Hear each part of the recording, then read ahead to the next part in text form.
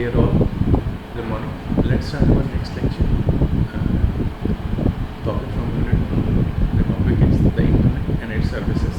Briefly.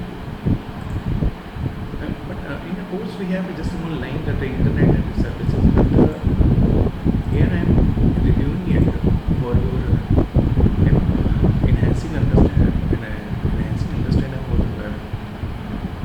Let's move. The internet is a heterogeneous worldwide network. Consists of the large number of host computers and local networks. The internet uses the TCP/IP protocol, which we have discussed in our protocol section. This allows the integration of the large number of different computers into one single network, which has highly efficient communication between them. This way, the user can access information of all kinds of host computers from desktop PC, Macintosh, or whatever the ICM. TCP/IP, the communication standard underlying the internet, originates from the work done as the US Department of Defense in the late 1960s.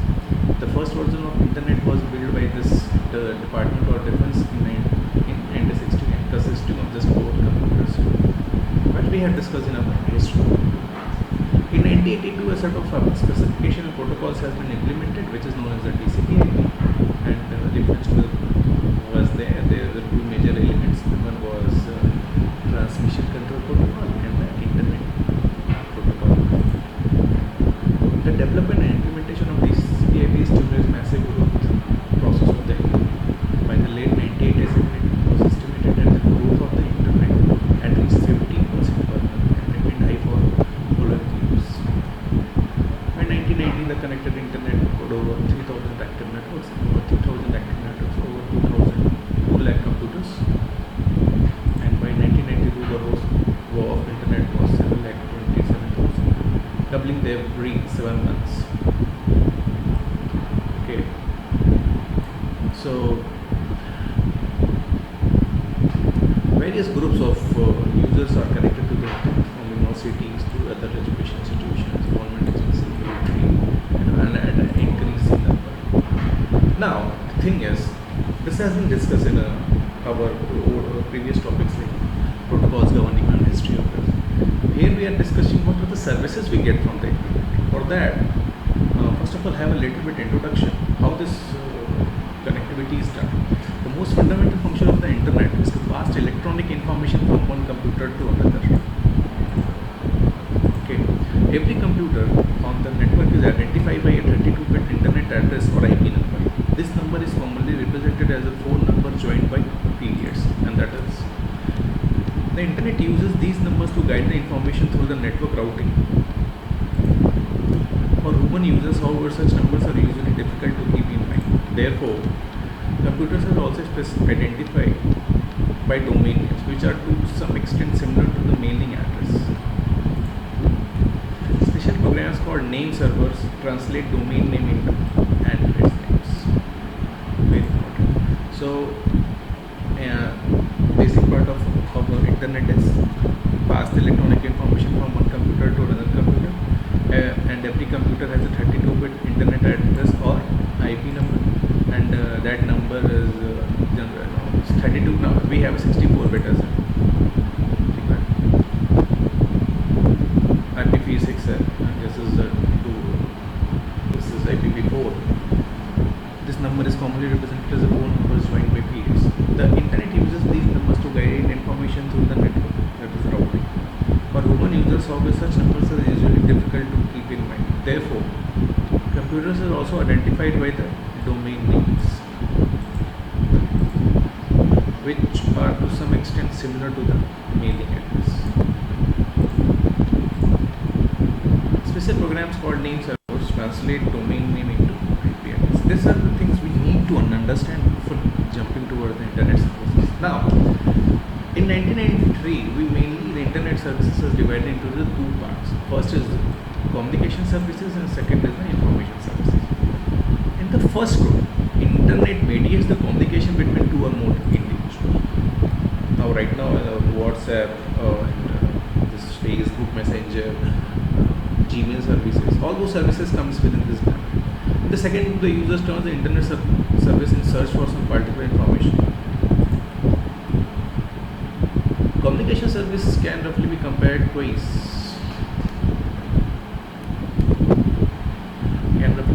To a telephone call. So, information services. Information services to a dictionary. Of course, the dividing line between the two types of services is fuzzy. It's just for the relationship between the traditional electronics form of communication. And these are the scientists Mayer and Wilbur which has proposed this. If we need to understand about this proposal, how this is proposed, in manner you can go to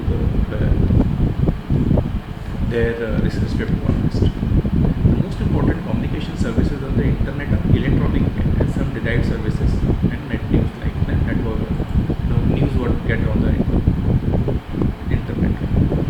So major information services are use the technologies like emulations, file transfer, Gopher, WISE, WAS, World Wide Web. We will discuss briefly below what really the thing is.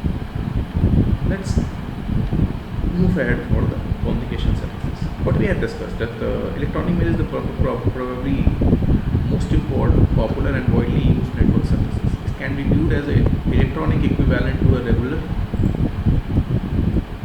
mail letter. When one user wants to send a message to another internet user, he by she types the message into a special computer program, adds the email address to the recipient and sends the message through the network. Typically, the message reaches to the destination almost immediately, even when it is on another continent. Okay. So practically all gateways between the internet and other computer networks can be handled through the email messages. Therefore, many people can be reached by email when they are connected to the internet by TCP. So this is a small introduction of the email and what type of service we get from the email. Right now, email is one of the basic building block of the communication of the business also, because we can attach our files, we can send our proposals, drive is added, we can have as much as many information weight as we can. So the major advantages of the email over regular mail is that email message comes electronic, therefore it is electronic form. Therefore it can be easily handled and interpreted by a computer program. This feature used by electronic discussion lists. They operate a database of subscribers and each incoming email messages automatically distributed to each subscriber. Now this automation sometimes we don't allow, but still we are getting this automation, and this service in the long term become spam. Okay, so initially it was taken care by the listserv. The most popular program for managing discussion list also handles subscription via mail message. Archiving incoming messages allows users to delete these mental archive files. Okay, so these listservs is like with respect to mail, they provide the many services to the user. Now let's go. Thousands of the discussion lists focusing on all kinds of topics exist on the internet. Topic range from various hobbies, political discussion to operational aspects of the different system. Example, JIS and research questions. For the user, the discussion lists are an easy way to identify and contact a large number of people with a simple interest. A discussion list can be considered as a worldwide forum for expressing views and opinions. Now, how this internet grow through this communication medium?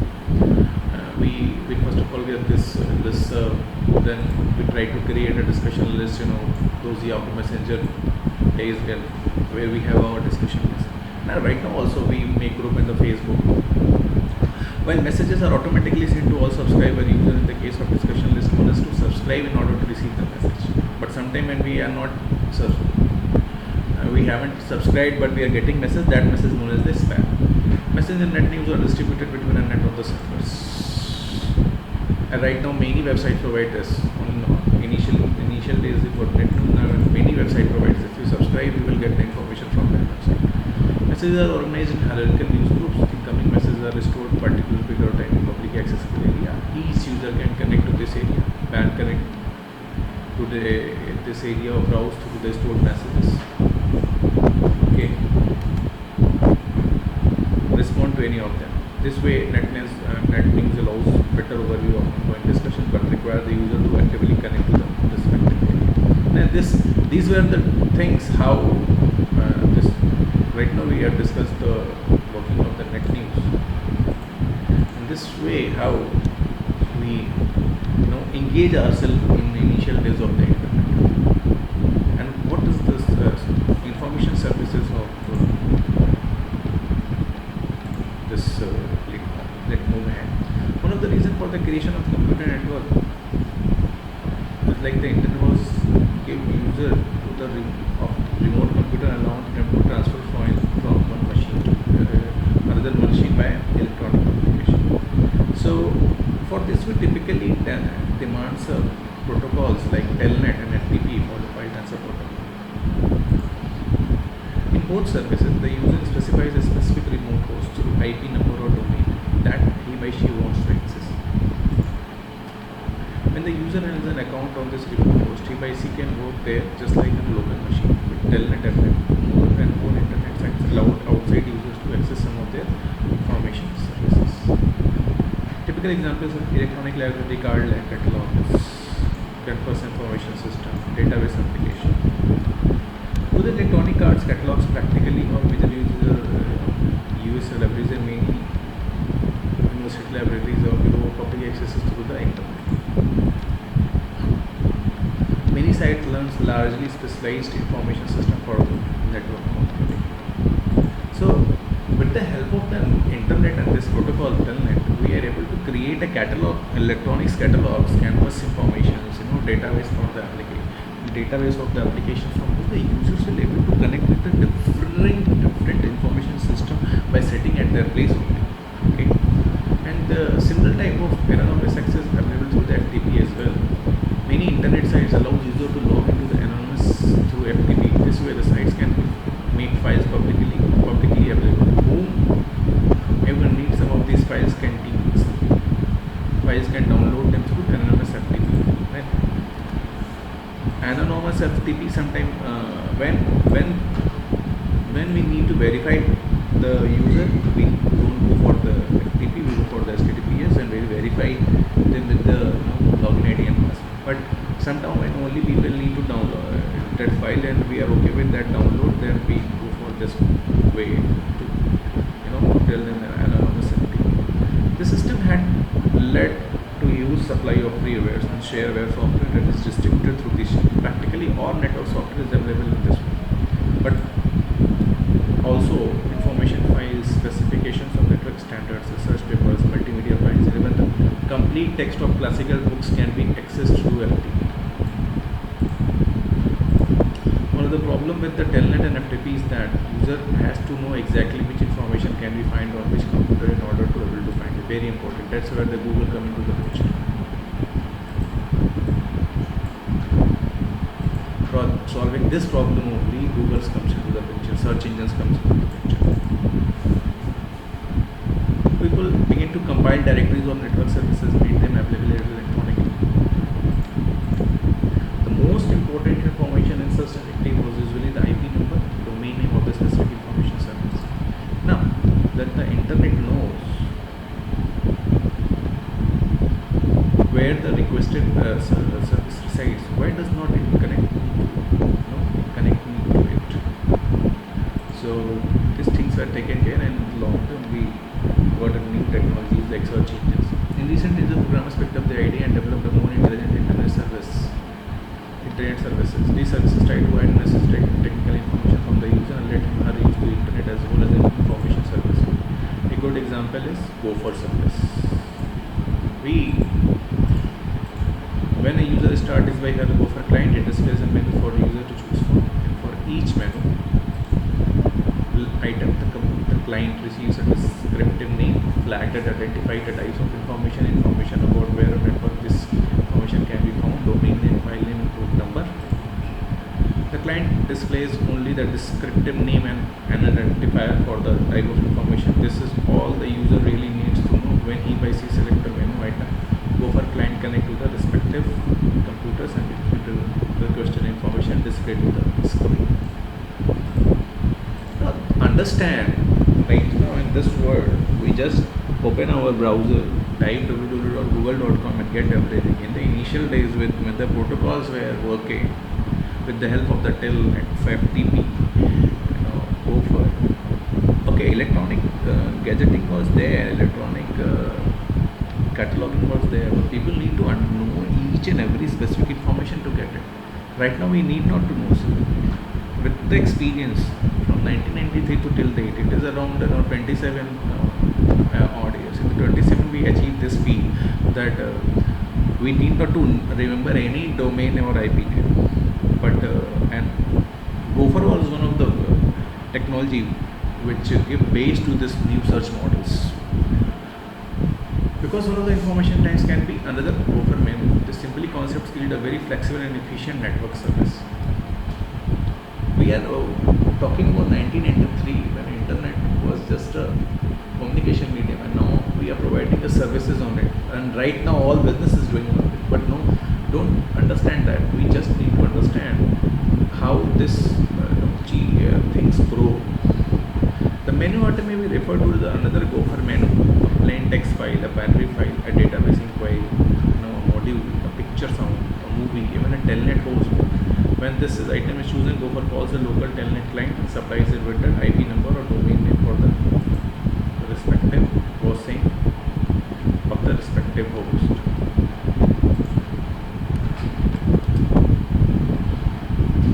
And when the telnet session ends, Gopher resumes control. So Gopher basically have a catalog actually. Gopher, you need this service, just connect. That you need a entertainment service. When you connect internet, click internet, we go for the songs. Then you go for the songs. Then you need to Britney Spears. Then you need to click the Britney Spears. Then you get a list of the Britney Spears songs. It works like that. And when you click that, wherever the Britney Spears songs will be there, it will just locate that and you download that file. And after that, the session will end. And that telnet session will end. And that is Gopher again take you to the menu and ask you to you need some more information. And that's how this Gopher works. The term items combined in one Gopher menu do not need to point out to the information on the same computer. A Gopher menu can logically collect related information and display the user as alternative. And when the information is stored in different part of the world, to the user, this dispersed information appears as if it were stored in one subdirectory or on the hard disk. So the best part of Gopher is this, to make you feel this. So the information is right now beside you. We will talk more about the practical side of Gopher in section.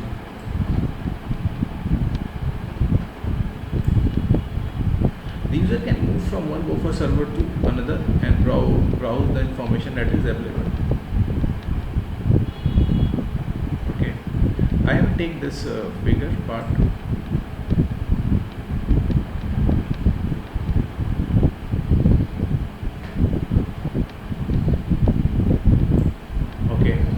Here I will take this figure actually.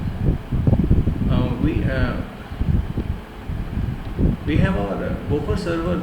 We create a Gopher server in the University of Minnesota, a place where Gopher was invented, to the University of Economic and Business Administration of the Vienna, Australia. And you can get a step-by-step understanding how this Gopher service will work. Let me add this understanding to you.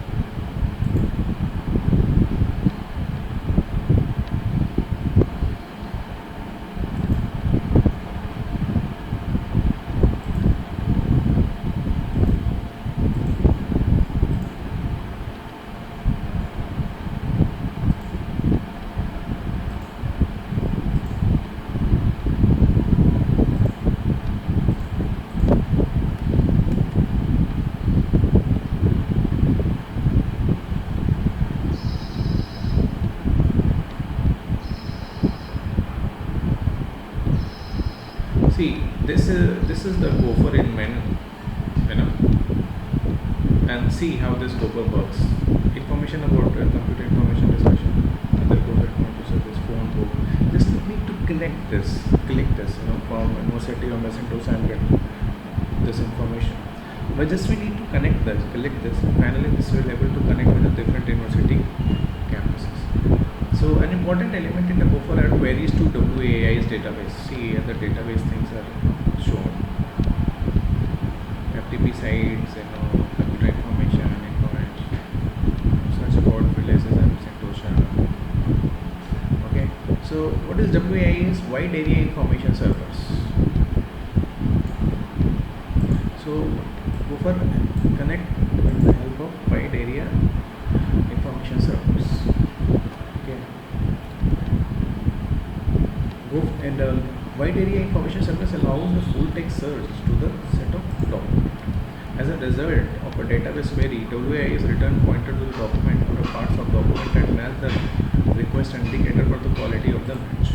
Of course, each document can be downloaded and displayed on the screen, stored and printed. Each WIS index that is made publicly available has to have a description of the content. These descriptions are again fed into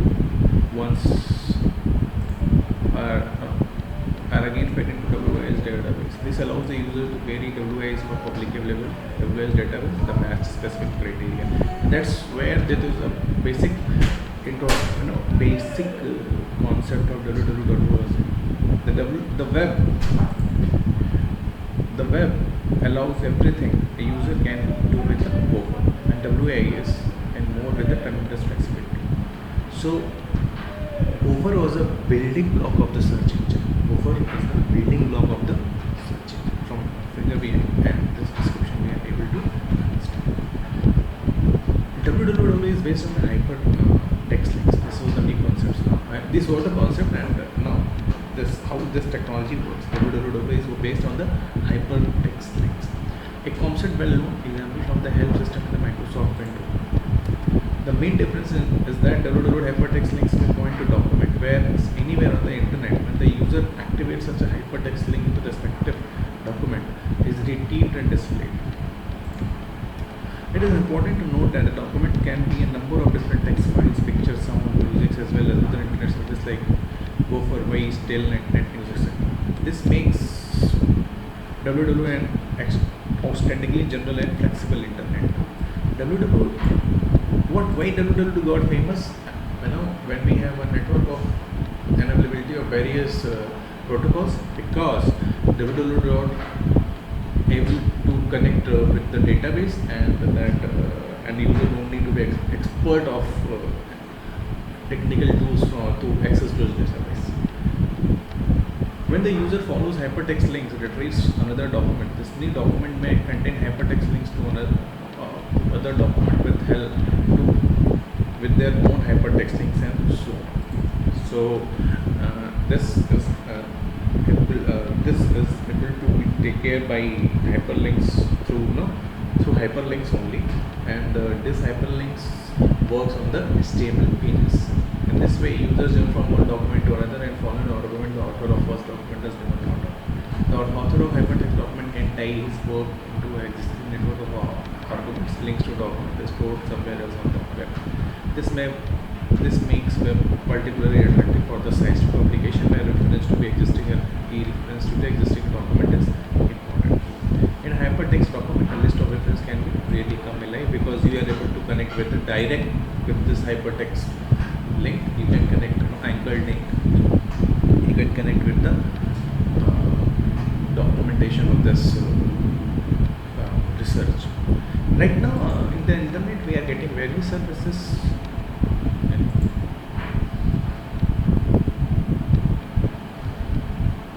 We are getting various services like social media, search engine optimization, online marketing, entertainment, information, email, online sources, outsourcing. Like outsourcing, the major example of the outsourcing is the call centers. So, the main online storage there is like what we used to store our document on the cloud. Okay,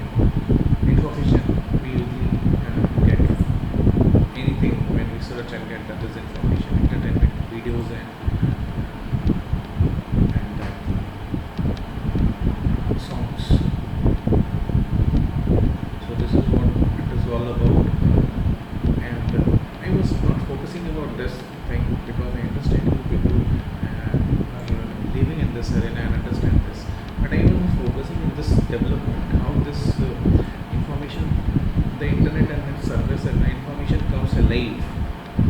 Now this differentiation of the communication services and information services take place. Now this journey from TCP/IP protocol, then to high tensor protocol, then we have our offer system, then finally we are able to get a www will help us to connect hypertext, and this with the help of that hypertext. Interesting thing was that the referencing was very easy. So I got attracted to the internet. So from the timing of the 1993 till 2020, we came across that how this development takes place, by improvising little bit, by improvising any technical upgradations. Hope you like this